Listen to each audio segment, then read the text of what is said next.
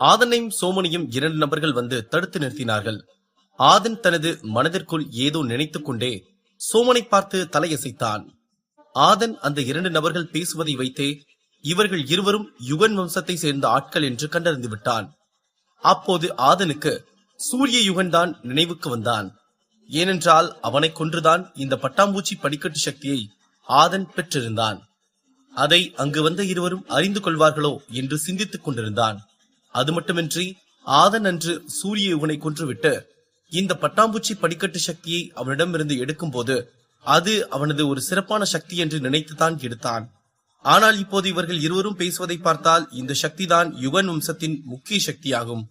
ஆதன் அந்த இருவரையும் பார்த்து, ஆமா, உங்கால ஒருத்தனை கொண்டுதான் இந்த சக்தியை எடுத்த, அதுக்கு இப்ப என்ன பண்ணலாம் என்று கேட்டான். அதை கேட்டதும் அந்த 2 நபர்களின் கோபம் மேலும் அதிகமானது. அப்போது சகாயம் எதையோ யோசித்துக் கொண்டிருந்தான். அதை பார்த்த நகுலன், டேய், என்னடா யோசிச்சுட்டு இருக்க, வா அவனை போய் கொண்டுட்டு வந்துடலாம் என்று கூறினான். இருடா, இந்த சக்தி நம்ம யுகன் வம்சத்து ஆளுங்க கிட்ட இருந்தாலும் நம்ம சூரிய யுகன் கிட்ட மட்டும்தான் இப்படி சிவப்பு நிற பட்டாம்பூச்சி படிக்கட்டுகள் சக்தி இருந்துச்சு. அப்படின்னா இவன் கொன்னது வேற யாரையும் இல்ல, நம்ம சூரிய யுகனை தாண்டா என்று அதிர்ச்சியுடன் கூறினான் சகாயம். அதை கேட்டதும் அதிர்ச்சி அடைந்தான் நகுலன். அவன் சகாயத்தை பார்த்து, நீ சரியா சொன்னடா என்று கூறிவிட்டு ஆதனை பார்த்து, உனக்கு எவ்வளவு தைரியம் இருந்தா எங்க சூரிய யுகனையே கொண்டிருப்ப என்று கோபமாக கூறினான். அதை கேட்ட சகாயம், டேய், நீ என்னடா இவங்கிட்ட பேச்சுவார்த்தை நடத்திட்டு இருக்க, வாடா அவனை கொண்டுட்டு அந்த பழத்தையும் அந்த பட்டாம்பூச்சி படிக்கட்டு சக்தியும் எடுத்துட்டு போலாம். இத நம்ம கொண்டு போனா நம்ம ஊர்ல இருக்க எல்லாரும் நம்மள கெத்தா பாப்பாங்கடா என்று கூறினான். அப்போது சோமன் சகாயத்தை பார்த்து, ஐயா, முதல்ல என் நண்பன் கூட சண்டை போடுங்க, அதுக்கப்புறம் நீங்க உயிரோட இருந்தா உங்க ஊருக்கு போவீங்களாம் என்று கிண்டலாக கூறினான்.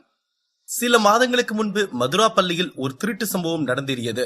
அது யார் என்று விசாரித்து பார்க்கும் போது அது சூரியயுகன் தான் என்று தெரிய வந்தது. அதன் பிறகுதான் சூரியயுகனை யாரும் பார்க்கவே இல்லை. இப்போது சகாயமும் நகுலனும் ஆதன் அந்த பட்டாம்பூச்சி படிக்கட்டு சக்தியை பயன்படுத்துவதை பார்த்ததும் தான் அவர்கள் இருவருக்கும் தெரிந்தது சூரியயுகன் மறைந்திருக்கவில்லை, இறந்து விட்டான் என்று. அந்த 2 நபர்களும் 9வது லெவல் சக்தி உள்ளவர்களாகும். அதனால் அவர்கள் இருவரும் ஆதனையும் சோமனையும் ஒரு பொருட்டாகவே மதிக்கவில்லை. இவர்கள் இருவரையும் வென்றுவிடலாம் என்று பகல் கனவு கண்டு கொண்டிருந்தார்கள். அதனால் சகாயம் தாமதிக்காமல் தனது சக்தியை எடுத்து ஆதனை தாக்கினான். அது குத்து சக்தியாகும். அந்த சக்தி ஆதன் மீது பட்டாலும் ஆதனின் உயிருக்கு எந்த ஒரு ஆபத்தும் ஆகாது. இருப்பினும் அவன் உடம்பில் பலமான காயம் உண்டாக்கும்.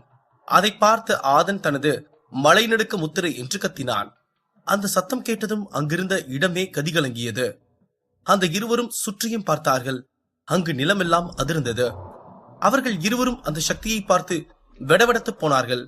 ஆதனின் சக்தி வேகமாக சென்று சகாயத்தின் குத்து சக்தியை பிடித்தவாறே பின்தள்ளி சென்று சகாயத்தை பறக்க விட்டது. அதில் சகாயம் மிகவும் காயமடைந்து கீழே விழுந்தான். அதை பார்த்த நகுலன், இங்க நடக்கிறது உண்மைதானா? சகாயம் 9வது லெவல் சக்தி வச்சிருக்கான், அவனை இந்த 7வது லெவல் சக்தி இருக்கிறவன் அடிக்கிற அளவுக்கு பலவீனமா இருக்கானா, இல்ல இந்த 7வது லெவல்காரன் பலமா இருக்கானா என்று தனக்குள் முணுமுணுத்தான். அதை கேட்டதும் சோமன், என்னடா உனக்குள்ள முணுமுணுத்துட்டு இருக்க, இது சும்மா ட்ரெய்லர் தான், இன்னும் முழு படத்தை பார்க்கணும்னா வந்து என் நண்பன் கூட சண்டை போட்டு பாடுறா என்று கூறினான். அதை கேட்டதும் நகுலன் தனது சக்தியை எடுத்து ஆதனை அடிக்க வந்தான். அப்போது அவன் திரும்பி சகாயத்தை பார்த்துவிட்டு திரும்பும் போது ஆதன் அவன் முன்னால் மின்னல் ஈட்டியுடன் நின்று கொண்டிருந்தான். நகுலன் கண்ணுமிக்கும் நேரத்தில் அவனது வயிற்றில் மின்னல் ஈட்டியை குத்திவிட்டு அவனுக்கு பின்புறம் வந்து அந்த ஈட்டியை எடுத்து அந்த பக்கம் தட்டுத்தடுமாறி எழுந்து கொண்டிருந்த சகாயத்தை நோக்கி எறிந்தான். அந்த ஈட்டி கண்ணுமைக்கும் நொடியில் சகாயத்தின் கழுத்தில் குத்தி கீழே விழுந்தான். அதை பார்த்த சோமன், சூப்பர்பா, சரி வா நம்ம போலாம் என்று கூறினான். அதை கேட்டதும் ஆதன் சரி என்றவாறு தலையசைத்து விட்டு, சரி அங்க போய் அந்த ஈட்டியை எடுத்துட்டு வா போலாம் என்று கூறினான். சோமனும் சென்று சகாயத்தின் கழுத்தில் குத்தியிருந்த ஈட்டியை எடுக்க முயற்சி செய்தான். ஆனால் அது வலிமையாக குத்தி மறுபக்கம் வந்திருந்ததால் அதை சோமனால் பிடுங்க முடியவில்லை. எப்ப ஆதன, குத்துறதான் குத்துற, கொஞ்சம் மெதுவா குத்த மாட்ட, இங்க பாரு எடுக்கிறதுக்கே கஷ்டமா இருக்கு என்று கூறினான் சோமன். ஆதன் சிரித்துவிட்டு அங்கு சென்று அந்த ஈட்டியின் மீது கை வைத்ததும் அது மிகவும் எளிதாக ஆதனின் கைக்குள் வந்தது. அதை பார்த்த சோமன், எப்படா ஆதனே, நீ கை வச்சதும் இந்த ஈட்டி ஈஸியா வந்துருச்சு என்று ஆச்சரியமாக கேட்டான்.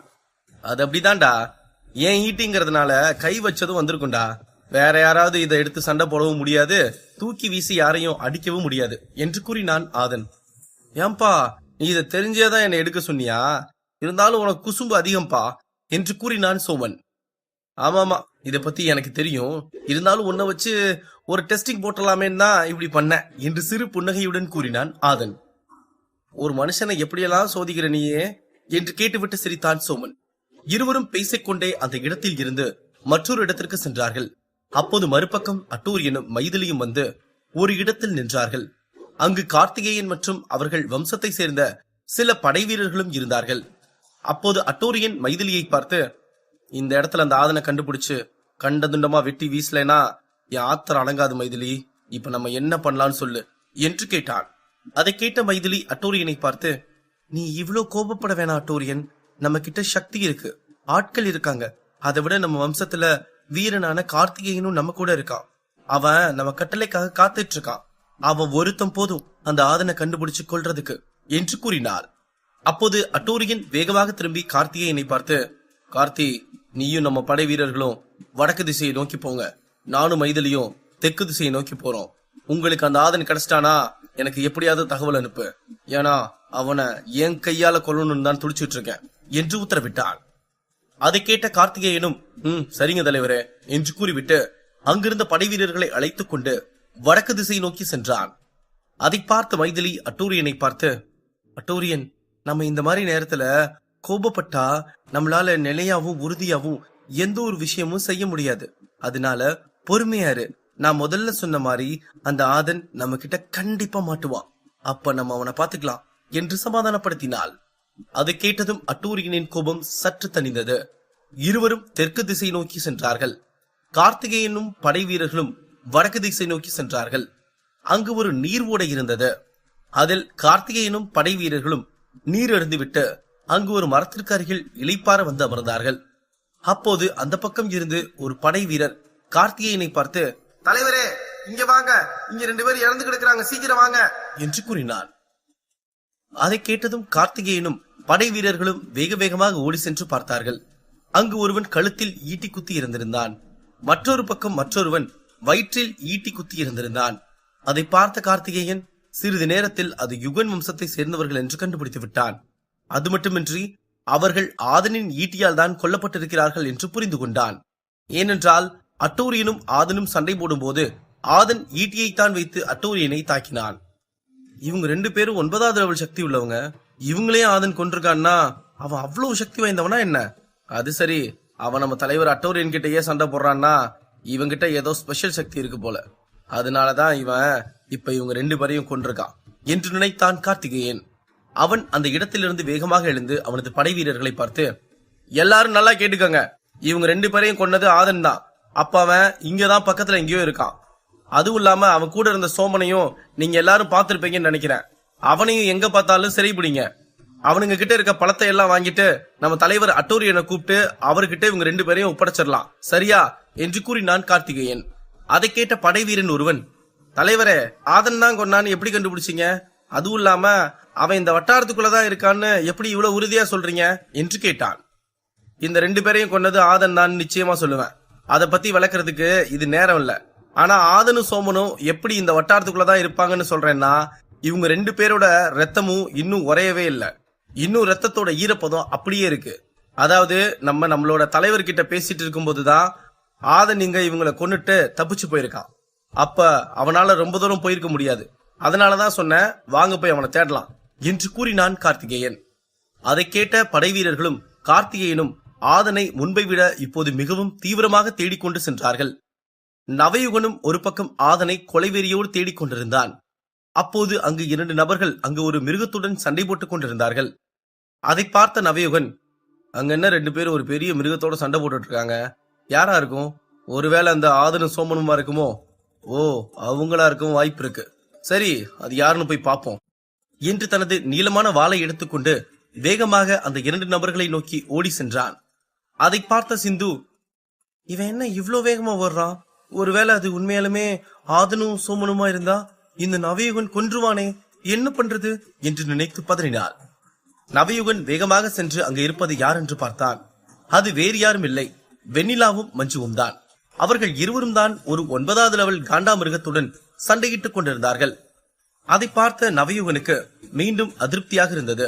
நவயுகனை பார்த்த வெண்ணிலா அவன் ஒரு மாவீரன் என்று தெரிந்து கொண்டு, நீங்க எங்களுக்கு கொஞ்சம் உதவி செய்யுங்களேன், இந்த மிருகத்தை எங்களால கொல்லவே முடியல என்று கூறினாள் வெண்ணிலா. அதை கேட்ட நவயுகன் தனது சக்தியை அந்த வாளில் கொண்டு வந்து அந்த காண்டாமிருகத்தை ஒரு வெட்டு வெட்டினான். அப்போது அதன் கொம்பு மட்டும்தான் வெட்டப்பட்டது. ஆனால் அந்த காண்டாமிருகம் அங்கேயே விழுந்து இறந்தும் போனது. அதை பார்த்த வெண்ணிலா அதிர்ச்சியுடன் நவயுகனை பார்த்தாள். ஏனென்றால் அவர்கள் பல மணி நேரமாக சண்டையிட்டுக் கொண்டிருந்தார்கள். அந்த மிருகத்திற்கும் உடம்பெல்லாம் காயம் ஏற்பட்டது. இருப்பினும் அது சாகவில்லை. ஆனால் நவயுகன் அந்த காண்டாமிருகத்தின் கொம்பை வெட்டியதும் அது மடிந்து கீழே விழுந்தது. வெண்ணிலா நவயுகனை பார்த்து, இது எப்படிங்க பண்ணீங்க? நாங்க ரொம்ப நேரமா சண்டை போட்டும் அது டயர்டே ஆகாம சண்டை போட்டுட்டு இருந்துச்சு, நீங்க ஒரே வெட்டுல கொன்னுட்டீங்களே என்று கேட்டாள். அது ஒவ்வொரு மிருகத்துக்கும் ஒவ்வொரு பலவீனமான இடம் இருக்கு. அந்த இடத்துல அடிச்சாதான் அது உடனே செத்துரும். சரி, உங்க 2 பேரையும் இதுக்கு முன்னாடி எங்கேயோ பாத்துருக்கனே என்று நவயுகன் கூறிவிட்டு சிந்தித்தான். நவயுகன் திடீரென்று அவர்கள் இருவரையும் பார்த்து, ஞாபகம் வந்துருச்சு, நீங்க 2 பேரும் அந்த ஆதன் கூட சுத்திட்டு இருந்தவங்க தானே என்று கோபமாக கேட்டான். அதை கேட்ட வெண்ணிலாவிற்கு திக்கென்றானது. ஏனென்றால் அவன் முதலில் நார்மலாக பேசினான், இப்போது கோபமாக பேசுகிறான் என்று தெரிந்து பதட்டமடைந்தாள். அப்போது மஞ்சு வெண்ணிலாவிற்கு அருகில் வந்து, இவன் பேசுறத பார்த்தா ஆதனுக்கு வேண்டாத ஆள் மாதிரி இருக்குக்கா, அதனால பார்த்து பேசி அவனை அனுப்பிவிடுங்க என்று மெல்லமாக கூறினாள். அதை புரிந்து கொண்ட வெண்ணிலா நவயுகனை பார்த்து, நீங்க யார பத்தி பேசுறீங்க? அந்த 8 பழத்தை எடுத்துட்டு போனவனை பத்தியா என்று கேட்டாள். வெண்ணிலா கேட்கும் துணி சந்தேகப்படும் மாதிரியான விதத்தில் இல்லை. அதனால் நவயுகன் வெண்ணிலாவை பார்த்து, ஆமாமா, அவனை பத்தி தான் கேக்குறேன். அவனை உங்களுக்கு தெரியுமா, இல்ல அவன் எந்த பக்கம் போனான்னு தெரியுமா என்று கேட்டான். அவன் எனக்கு தெரியாதுங்க, அவன் என் கூட தான் வந்தான். ஆனா திடீர்னு 8 பழத்தையும் எடுத்துட்டு ஓட ஆரம்பிச்சிட்டான். அப்புறம் அவனை நீங்க பாத்தீங்கன்னா எங்க கிட்ட சொல்லுங்க, இல்ல நாங்க அவனை பார்த்தா உங்ககிட்ட சொல்றோம். அவங்கிட்ட இருக்க பழத்தை நம்ம ஷேரிங் போட்டுக்கலாம், டீலா என்று கேட்டாள் வெண்ணிலா. சரிங்க, சரி, நாங்க இந்த பக்கம் போறோம், நீங்க அந்த பக்கம் போங்க, சரிங்களா என்று கூறினான் நவயுகன். வெண்ணிலாவும் மஞ்சுவும் சரி என்றவாறு சிறு புன்னகையுடன் தலையசைத்தார்கள். அப்போது நவயுகனும் சிந்துவும் அந்த வழியாக சென்று விட்டார்கள். அப்போது மஞ்சு வெண்ணிலாவை பார்த்து, அக்கா, நீங்க வேற லெவல்ல பேசுறீங்க, அவன் அப்படியே நம்பிட்டான் என்று கூறினாள். அப்போது அந்த பக்கம் இருந்து ஒரு சத்தம், இப்ப நீங்க 2 பேரும் என்ன சொன்னீங்க என்று குரல் வந்தது. அதை கேட்டதும் வெண்ணிலாவும் மஞ்சுவும் வேகமாக திரும்பி பார்த்தார்கள். அங்கு நவயுகன் நின்று கொண்டிருந்தான். அதை பார்த்த இருவருக்கும் படபடவென வந்துவிட்டது. நவயுகனுக்கு உண்மை தெரிய வருமா? ஆதனுக்கு காத்திருக்கும் அதிர்ச்சி என்ன? அடுத்தடுத்த கதைக்களத்தில் காத்திருக்கும் விறுவிறுப்பான சம்பவங்கள் என்ன? இதை பற்றி மேலும் தெரிந்து கொள்ள பாக்கெட் எஃப்எம் உடன் இணைந்திருங்கள்.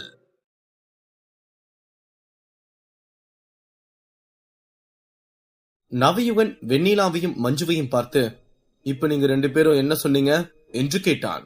அதை கேட்டதும் இருவரும் அதிர்ச்சி அடைந்தார்கள். அப்போது இருவரும் பதட்டத்தில் ஒருவரை ஒருவர் முகத்தை பார்த்து கொண்டிருந்தார்கள்.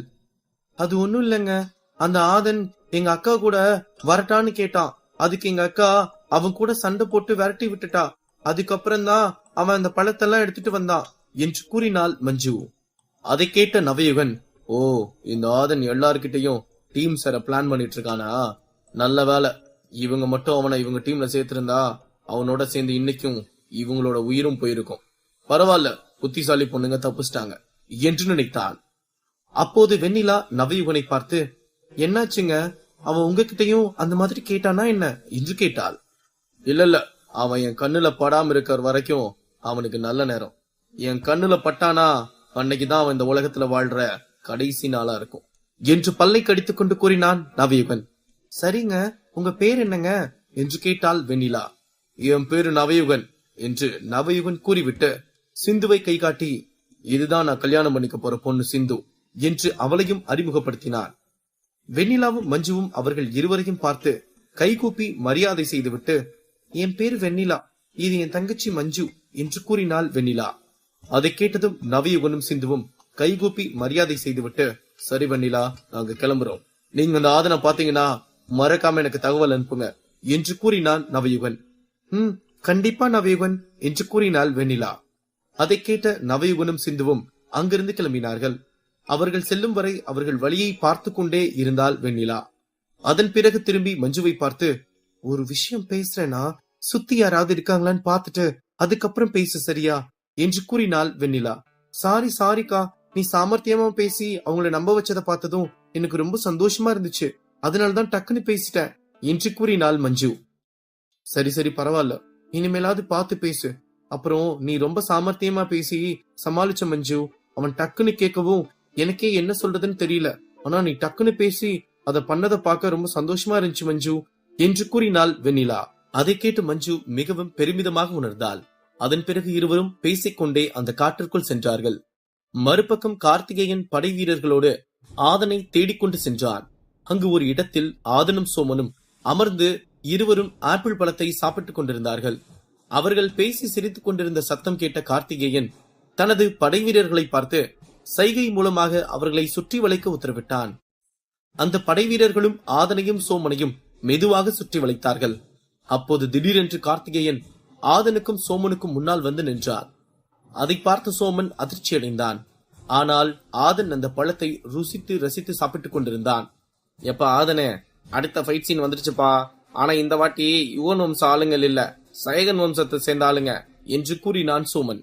அதெல்லாம் பாத்துக்கலாம், நீ பழத்தை சாப்பிட்றா என்று சாப்பிட்டுக் கொண்டே கூறினான் ஆதன். ஆதனின் அலட்சியமான பதிலை பார்த்து கோபமடைந்த கார்த்திகேயன் தனது படைவீரன் ஒருவனின் காதில் ஏதோ ஒன்று கூறினான். அதை கேட்டதும் அவன் தலைதறிக்க அங்கிருந்து ஓடினான். அதை பார்த்த சோமன், அங்க பாரு ஆதனே, அவன் எப்படியே நாய் துரத்துற மாதிரி ஓடுறான்னு பாரு என்று கூறிவிட்டு சிரித்தான். அதை கேட்ட ஆதன் அந்த நபரை பார்த்துவிட்டு, அவன் கொடுத்து வச்சவன்டா சோமன், அதனாலதான் அவனோட உயிரை காப்பாத்திக்கிட்டான். இங்க இருக்க 5 பேர் தான் ரொம்ப பாவம், இப்படியெல்லாம் சாக போறாங்களே என்று கூறிவிட்டு அவனது இடத்திலிருந்து எழுந்தான். ஆதன் பேசியதை கேட்டு கார்த்திகேயனுக்கு கோபம் மேலும் அதிகமானது.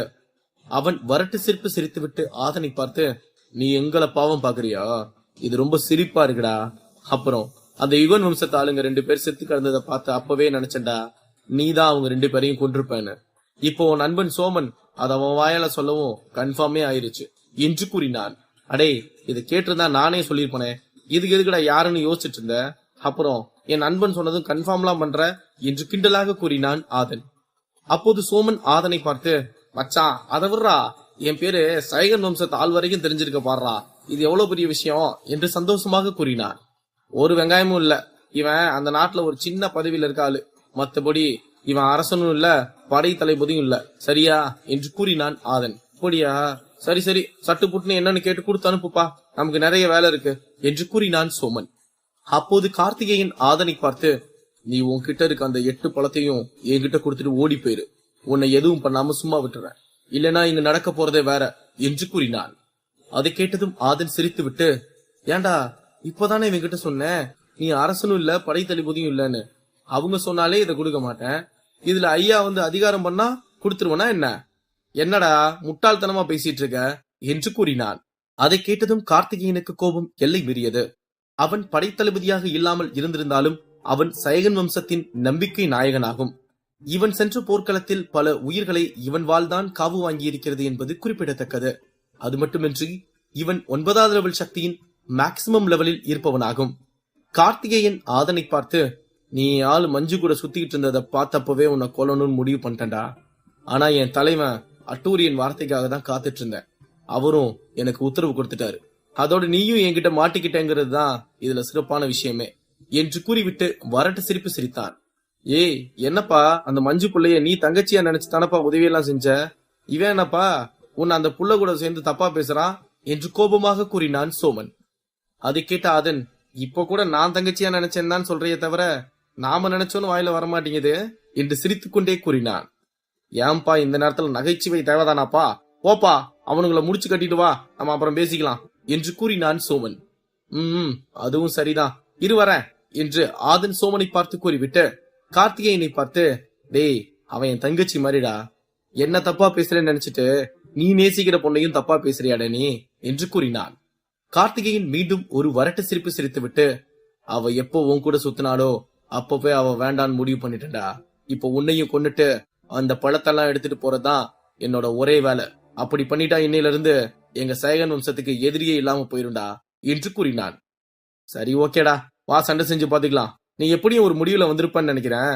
அதுவும் இல்லாம ஒரு பொண்ணை பத்தி தெரியாம நீ எப்ப தப்பா பேசினியோ இனி இதுக்கப்புறம் அந்த பொண்ணு உன் கூட வாழ்றது சரி வராது, சரிவா சண்டை செஞ்சு இதை ஒரு முடிவுக்கு கொண்டு வந்துருவோம் என்று கூறினான் ஆதன். அதை கேட்டதும் சோமன், அப்படி போடு. சரி, நம்ம போய் ஓரமா உட்காந்து இங்க என்ன நடக்குதுன்னு வேடிக்கை பார்ப்போம் என்று நினைத்துவிட்டு ஒரு ஓரமாக சென்று அமர்ந்தான். கார்த்திகேயன் சற்றும் தாமதிக்காமல் தனது படை வீரர்களில் ஒருவனை பார்த்து, போய் அவனை அடிச்சு கொன்னுடு, இல்ல கடைசியில உயிர் பிச்சை கேட்டானா அவனை இங்க இழுத்துட்டு வா போ என்று கூறினான். அந்த படை வீரனும் சரி என்று தலையசைத்துவிட்டு ஆதனுடன் சண்டை போடுவதற்கு முன்னால் வந்து நின்றான். அவனும் சரி, கார்த்திகேயனுடன் இருக்கும் மற்ற வீரர்களும் சரி, அந்த யுகன் வம்சத்து ஆட்கள் போல 9வது லெவல் சக்தியில் தான் இருந்தார்கள். இருப்பினும் அவர்கள் ஆதனை பார்த்து பயப்படவே இல்லை. அந்த நபர் தனது சக்தியான பிளேட் லைட் சக்தியை வெளியெடுத்தான். அதை பார்த்து சோமன் ஆதனை பார்த்து, மச்சான் முதலாளே பிளேட் பாபுடா, அவனை அடிச்சு ஓரமா போடு பார்க்கலாம் என்று கூறிவிட்டு சிரித்தான். அப்போது அதை கேட்ட அந்த நபருக்கு மேலும் கோபம் அதிகமானது. அவன் முதலில் தனது பிளேட் சக்தியை வைத்து ஆதனின் கைகளைத்தான் துண்டிக்கலாம் என்று இருந்தான். ஆனால் சோமன் கூறியதை கேட்டதும் ஆதனின் தலையை துண்டிக்க முடிவெடுத்தான். அந்த பிளேட் லைட் வாளை எடுத்துக்கொண்டு ஆதனை நோக்கி ஓடினான். அதை பார்த்த ஆதன் தனது மின்னல் ஈட்டியை மின்னல் வாளாக மாற்றி நின்றான். ஆதனும் அந்த நபர் எங்கு தன்னை தாக்க வருகிறான் என்று உன்னிப்பாக பார்த்து கொண்டிருந்தான். அந்த நபர் வேகமாக ஆதனுக்கு அருகில் வந்து ஆதனின் தலையை வெட்ட அந்த பிளேட் லைட் வாளை வீசினான். அப்போது ஆதன் அந்த வாளின் வீச்சிலிருந்து தப்பித்து பின் சென்றுவிட்டு அவனது மின்னல் வாளை சுழற்றி அந்த நபர் வாள் வைத்திருந்த கையை துண்டித்தான். அந்த வலியை தாங்கிக் கொள்ள முடியாமல் கீழே விழுந்து கதறினான் அந்த நபர். அதன் பிறகு அந்த நபர் மற்றொரு கையில் அந்த வாளை எடுத்து சண்டையிட்டால் அவன் தலையை வெட்டிவிடலாம் என்று எண்ணிக்கொண்டிருந்தான் ஆதன். ஆனால் அந்த நபர் வலியில் துடிப்பதோடு ஆதனை பார்த்து பயத்தில் தூரம் சென்று விட்டான். அதை பார்த்த கார்த்திகேயனுக்கு மிகவும் அதிர்ச்சியாக இருந்தது. அவன் வேகமாக திரும்பி மற்றொரு படைவீரனை பார்த்தான். அந்த நபர் தனது சக்தியான கோடாலியை எடுத்துக்கொண்டு ஆதனை தாக்குவதற்கு சென்றான். அதை பார்த்த ஆதன் தனது மின்னல் வாளை மீண்டும் மின்னல் ஈட்டியாக மாற்றி நின்று கொண்டிருந்தான். இந்த முறை அந்த கோடாலி வைத்திருந்த நபர் மிகவும் வேகமாக சென்று ஆதனின் தலையை தாக்குவதற்கு சென்றான். அப்போது அந்த நபர் அப்படியே பாதி கோடாலியை ஓங்கியவாறே நின்று கொண்டிருந்தான். அதை பார்த்த கார்த்திகேயனுக்கு அதிர்ச்சியாக இருந்தது. ஏனென்றால் ஆதனும் அப்படியே இருக்கிறான், வெட்டுவதற்கு சென்ற நமது படைவீரனும் அப்படியே நிற்கிறான் என்று சந்தேகத்துடன் பார்த்து கொண்டிருந்தான். அப்போது அந்த நபர் கழுத்தில் ஈட்டி இறங்கியதோடு அப்படியே கீழே சாய்ந்தான். அந்த நபர் கொண்டு வந்த அந்த கோடாலியை ஆதன் எடுத்துக்கொண்டு ஒரு கையில் கோடாலியும் மறு கையில் தனது மின்னல் ஈட்டியையும் வைத்துக் கொண்டு நின்று கொண்டிருந்தான். அதை பார்த்த கார்த்திகேயன் அதிர்ச்சி அடைந்தான். ஏனென்றால் கார்த்திகேயனும் அவனுடன் இருந்த 4 வீரர்களும் 9வது லெவல் சக்தி உள்ளவர்கள் மட்டுமல்ல, இவர்கள் 5வரும் சைகன் வம்சத்தின் மாபெரும் வீரர்களாகும். இவர்களில் ஒருவர் கை துண்டிக்கப்பட்டு துடித்துக் கொண்டிருக்கிறான், மற்றொருவன் ஒரே அடியில் உயிரிழந்து விட்டான் என்பதை கார்த்திகேயனால் நம்பவே முடியவில்லை. இந்த ஆதன் சாதாரணமான ஆள் இல்ல, இவனோட சக்தியை நம்ம தான் குறைச்சி எடை போட்டுட்டோம். இப்ப நம்ம வேற யுக்தியை தான் பயன்படுத்தணும், இவன் கிட்ட கொஞ்சம் ஜாக்கிரதையா இருக்கணும் என்று நினைத்தான் கார்த்திகேயன். அப்போது சோமன் ஆதனை பார்த்து, மச்சான் அந்த கோடாலியை தூக்கி போடுறா, அந்த கோடாலியோட உன்னை பார்த்தா தோட்டக்கார மாதிரியே இருக்குடா என்று கூறிவிட்டு சிரித்தான். அதை கேட்ட ஆதனும் சிரித்துவிட்டு, டைமிங் கிடைக்கிற நேரத்துல எல்லாம் ஒரு நகைச்சுவையை உள்ள தள்ளிட்டு இருக்க என்று கூறினான். ஆமாப்பா, நம்ம கேரக்டர் மக்களுக்கு பதிவாகணும்னா இப்படி ஏதாவது சொல்லிட்டே இருக்கணும்பா. உனக்கு என்ன, நீ ஒரு சண்டையை போட்டா எல்லாரும் உன் பேரை சொல்லி கத்துவாங்க, ஆனா நான் 10 ஜோக் சொன்னாதான் அதுல 4 ஜோக்குக்கு சிரிப்பாங்க என்று கூறினான் சோமன். உண்மைதான் என்று ஆதன் கூறிவிட்டு திடீரென்று அந்த கோடாலியை அந்த மூவரையும் நோக்கி எறிந்தான். அந்த மூவரும் அந்த கோடாலியில் இருந்து எட்டி குதித்து தப்பி நின்றார்கள். அப்போது அதை பார்த்த சோமன், ஏய் நீங்க எல்லாரும் நல்லா சர்க்கஸ் பண்றீங்கப்பா என்று கூறிவிட்டு சிரித்தான். அதை கேட்டதும் அந்த இருவரும் சோமனை பார்த்து முறைத்துவிட்டு கார்த்திகேயனின் அடுத்த உத்தரவுக்கு காத்து கொண்டிருந்தார்கள். அப்போது கார்த்திகேயன் தனது படைவீரர்களை பார்த்து, இவன் சாதாரணமான ஆள் இல்ல, நம்ம நினைச்சதை விட இவன் ரொம்ப சக்தி வாய்ந்தவனா இருக்கான் என்று கூறினான். அதை கேட்ட அவனது படை வீரன் ஒருவன், அப்போ நம்ம என்ன பண்றது தலைவரே என்று கேட்டான். நம்ம 3 பேரும் சேர்ந்து 3 திசையில இருந்தும் அவனை அடிக்க போலாம். அப்ப கண்டிப்பா அவனுக்கு ஏதோ ஒரு திசையில இருந்து அடி விழும், அதுக்கப்புறமா நம்ம இவனை சரி பிடிச்சிடலாம் என்று கூறினான் கார்த்திகேயன். அதை கேட்டு அந்த இருவரும் சரி என்றவாறு தலையசைத்தார்கள். மறுபக்கம் கார்த்திகேயன் முதலில் அனுப்பி வைத்த ஒரு படை வீரன் அட்டூரியனை பார்த்து ஆதன் கிடைத்து விட்டான் என்று தகவல் சொல்வதற்கு தான் ஓடினான். அவன் அங்கு வந்த ஒரு பெண் மீது மோதி கீழே விழுந்தான். அப்போது அந்த நபர் அவன் மோதிய பெண்ணை பார்த்து, உனக்கு கண்ணு தெரியுமா தெரியாதா, இப்படி வந்து என் மேல மோதுற என்று கோபமாக கேட்டான். அந்த பெண் அவனை பார்த்து, ஏண்டா நீ வந்து என் மேல மோதிட்டு என்னையவே திட்டியா என்று கோபமாக கேட்டாள். இல்ல நீதான் என் மேல மோதின, ஒழுங்கா இடம் அனுப்பி கேட்டுட்டு போ, இல்லனா உன்னை கொன்றுவேன் என்று கூறினான் அந்த நபர். அதை கேட்ட அந்த பெண் சத்தமிட்டு சிரித்து விட்டு, நான் யாருன்னு தெரியாம என்கிட்ட வாய் பேசிட்டு இருக்காத, போய் உன் வேலையை பாரு என்று கூறினாள். அதை கேட்ட அந்த நபர் கோபமடைந்தான். அவன் தனது சக்தியை எடுத்து அந்த பெண்ணை தாக்குவதற்கு சென்றான். அப்போது அந்த பெண்ணுக்கு இடது பக்கம் இருந்து ஒரு சத்தம் வந்தது. டேய், எதுக்குடா அந்த பொண்ணை அடிக்க போற என்று குரல் கேட்டது. அதை கேட்டதும் அந்த பெண் அந்த பக்கம் திரும்பி பார்த்தாள். அந்த நபரும் வலது பக்கம் திரும்பி பார்த்தான். அவன் பார்த்ததும் தனது சக்தியை உள்ளடக்கிவிட்டு பதட்டமடைந்தான். அங்கு வந்த நபர் யார்? ஆதன் கார்த்திகேயனையும் அந்த 2 நபர்களையும் சமாளிப்பானா? அடுத்தடுத்து கதைக்களத்தில் காத்திருக்கும் சிறப்பான சம்பவங்கள் என்ன? இதை பற்றி மேலும் தெரிந்து கொள்ள பாக்கெட் எஃப்எம் உடன் இணைந்திருங்கள்.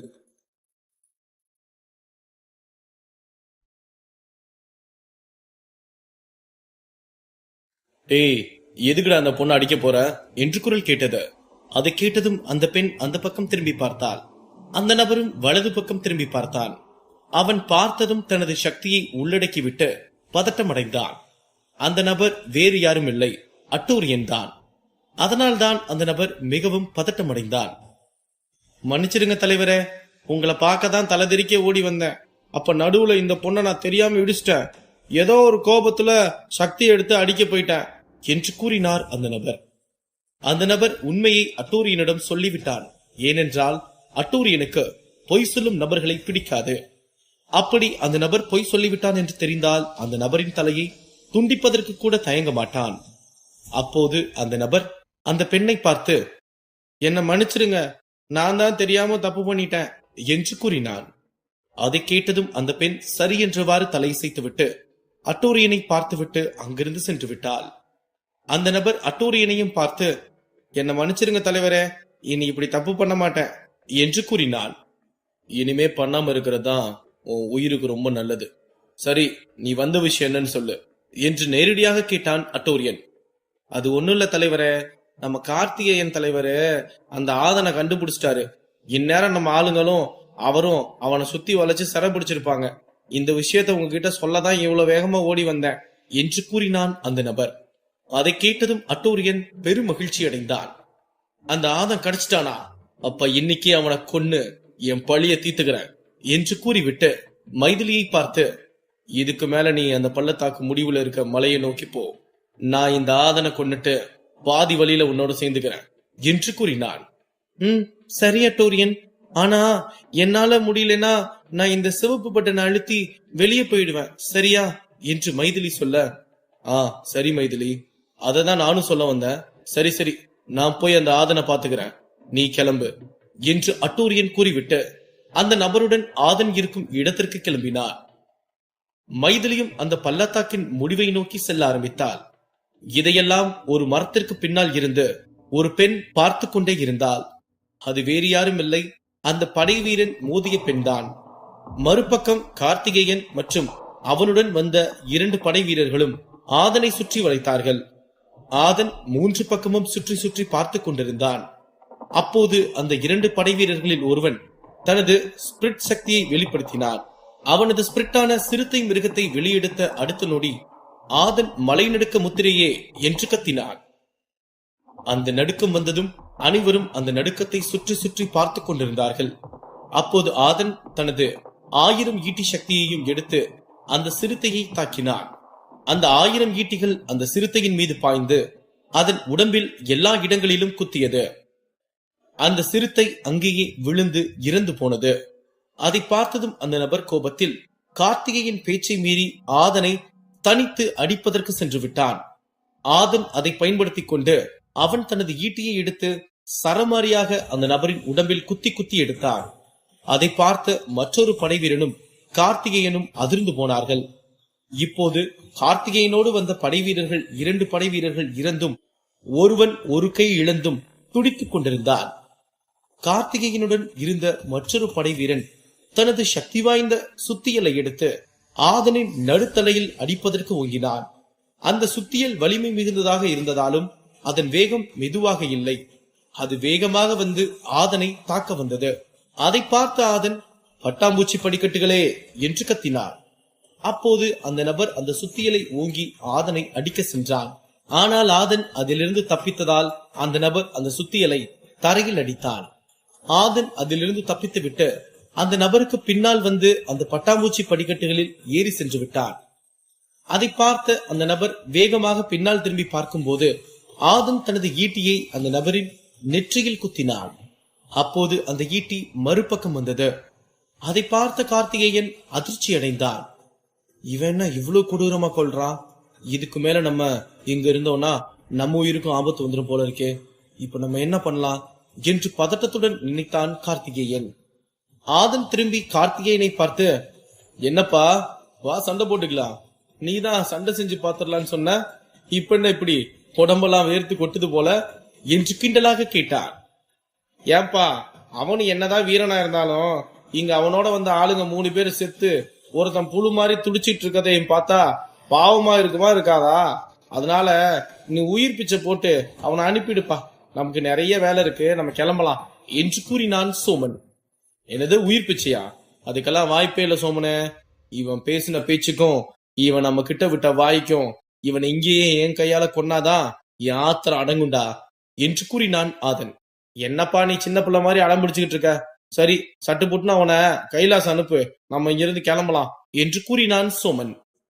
ஆதன் தனது ஈட்டியை எடுத்து ஒரு சுத்து சுத்தி விட்டு கார்த்திகேயனை பார்த்து சிரித்தான். அதை பார்த்த கார்த்திகேயனுக்கு உடம்பெல்லாம் நடுங்குவதற்கு ஆரம்பித்தது. அவன் ஆதனிடமிருந்து எப்படி தப்பிக்கலாம் என்று அங்குமிங்கும் திரும்பி திரும்பி பார்த்து கொண்டிருந்தான்.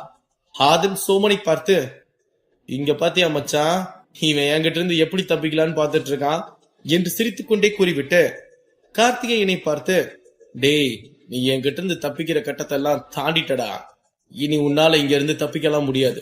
அதனால ஒண்ணு, நம்ம 2 பேரும் சண்டை செய்யலாம், இல்லனா பேசாம நீயே சரண்டர் ஆயிட்டேன்னா நானே உன்னை ஈஸியா கொண்டுட்டு இங்க இருந்து கிளம்பிடுவேன் என்று கூறினார். அதை கேட்டதும் கார்த்திகேயனுக்கு உடம்பெல்லாம் பயத்தில் நடுங்க ஆரம்பித்தது. இருப்பினும் அவன் தனது வாளை இறுக்கி பிடித்துக் கொண்டு நின்று கொண்டிருந்தான். மறுபக்கம் அட்டூரியன் அந்த படை வீரனோடு வேகமாக கார்த்திகேயனை நோக்கி ஓடி வந்து கொண்டிருந்தான். அப்போது அட்டூரியன் அந்த படை வீரனை பார்த்து, இன்னும் எவ்வளவு தூரம் இருக்கு என்று கேட்டான். பக்கத்துல வந்துட்டோம் தலைவரே, இன்னும் கொஞ்ச தூரம் தான், வாங்க வாங்க என்று கூறினான் படை வீரன். அட்டூரியனும் தலையை அசைத்துவிட்டு ஆதனை கொல்ல மிகவும் வேகமாகவும் கோபமாகவும் வந்து கொண்டிருந்தான். இருவரும் கிட்டத்தட்ட ஆதன் இருந்த இடத்தை நெருங்கிவிட்டார்கள். அப்போது அட்டூரியன், நீ அந்த ஆதனை கொன்னுராத கார்த்திகேயா, அவனை நான் என் கையால கொல்லணும் என்று சத்தமாக கத்தினான்.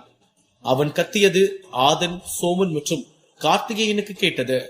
அதை கேட்டதும் கார்த்திகேயன் சிரித்துவிட்டு, என் தலைவன் அட்டூரியன் சத்தத்தை கேட்டிய ஆதன், அவர் இன்னும் கொஞ்ச நேரத்துல இங்க வந்துருவார், அவர் மட்டும் இங்க வந்தார்னா உன் உயிர் போறது உறுதியாயிரும் என்று கூறிவிட்டு வஞ்சகமாக சிரித்தான். அதை கேட்ட சோமன், ஆதன் இந்த சண்டைக்கு முன்னாடியே ஒருத்தன் நாய் துரத்துற மாதிரி ஓடினான்ல, அவன் அட்டூரியனை கூட்டிட்டு வரதான் ஓடி இருக்கான்பா என்று கூறினான்.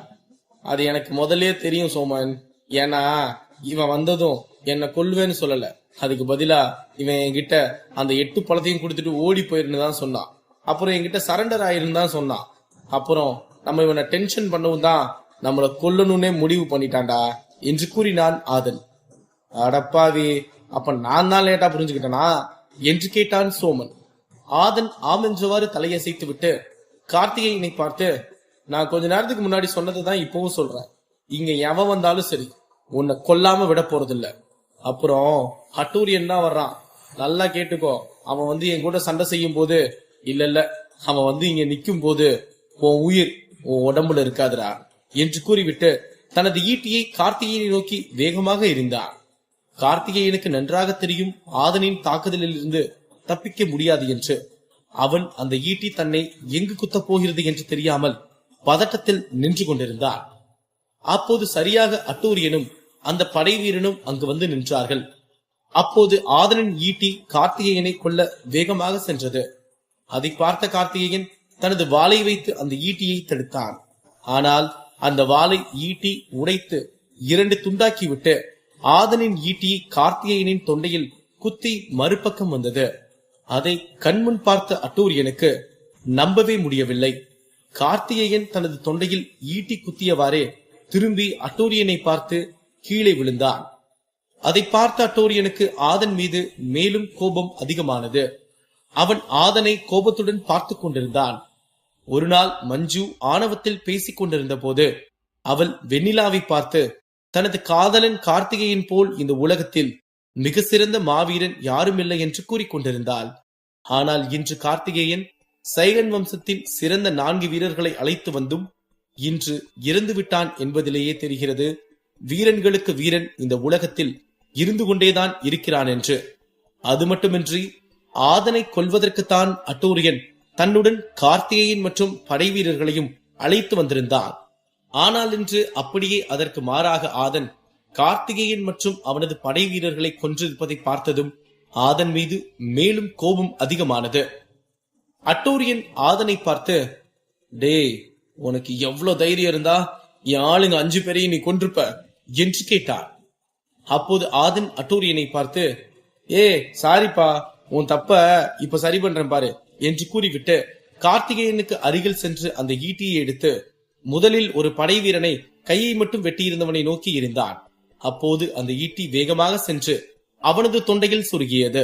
அவனும் அங்கேயே கீழே விழுந்து இறந்து போனான். அதை பார்த்த அட்டூரியன் ஆதனை பார்த்து, டே ஆதன், நீ எல்லாம் மீறி போறடா என்று கத்தினான். டேய், நான் எதையும் மீறி போகல. நீ சொன்ன வார்த்தைய உண்மையாக்குன, அவ்வளவுதான். நீ தானே சொன்ன 5 பேரையும் கொன்னுட்டியான்னு. நான் 4 பேரை தான் கொண்டிருந்தேன். சரி, உன் கணக்கு தப்பாக கூடாதுன்னு விட்டம்பாரி ஈட்டிய சதக்குன்னு ஒரு குத்தி அவனும் அவுட்டு. இப்போ உன் கணக்கு சரியாயிருச்சா? ரைட், இப்ப நீயே சண்டை போட வரியா இல்ல உன் கூட இருக்க அல்லக்கையை அனுப்புறியா என்று ஆதன் கேட்க, நீ பண்ணின வேலைக்கு உன்னை உயிரோட விடுவேன்னு நினைக்கிறியா ஆதன்? இன்னையோட உன் கதையை முடிக்க முடிவெடுத்துட்டேன்டா. அதனால இப்ப நீயும் நானும் தான் சண்டை போட போறோம் என்று அட்டூரியன் கோபமாக கூறினான். இரு, நீ ஏன் உன் வாரியர் லெவலை கம்மி பண்ணிட்டு அந்த நட்சத்திர மரத்துல மேல ஏறினவன். அப்படி இருக்கும்போது நீ எப்படி என்ன அடிக்க முடியும்? இது இந்த பள்ளத்தாக்கு விதிமுறைக்கு எதிரானதாச்சே. அப்ப நீ உன் அல்லக்கைய தானே என் கூட சண்டை போட அனுப்ப முடியும்னு நினைக்கிறேன். அப்படியே நீ என் கூட சண்டை போட வந்தாலும் உன்னால என்ன அடிக்க முடியாது தம்பி. ஏன்னா 9வது லெவல் பசங்க எப்படி செத்து கிடக்குறாங்கன்னு பாத்தியா என்று ஆதன் கிண்டலாக கூறினார். ஆதன் அட்டூரியனை குறைவாக மதிப்பிட்டு விட்டான். ஏனென்றால் அட்டூரியன் தனது வாரியர் லெவல் சக்தியை குறைத்துக் கொண்டிருந்தாலும் அவனது உடல் வலிமையும் மன வலிமையும் ஆதனை விட அதிகமானதாகும். இப்போது ஆதனுக்கும் அட்டூரியனுக்கும் சண்டை ஏற்பட்டால் நிச்சயம் அட்டூரியன் தான் வெற்றி பெறுவான் என்று ஆதனுக்கு தெரியாமல் தைரியமாக நின்று கொண்டிருந்தான். அட்டூரியன் எதையோ ஆழ்ந்து யோசித்துக் கொண்டிருந்தான். அப்போது சோமன் ஆதனை பார்த்து, என்ன மச்சான், அட்டூரியன் கிட்ட இவ்வளவு தில்லா பேசிட்டு இருக்க என்று கேட்டான்.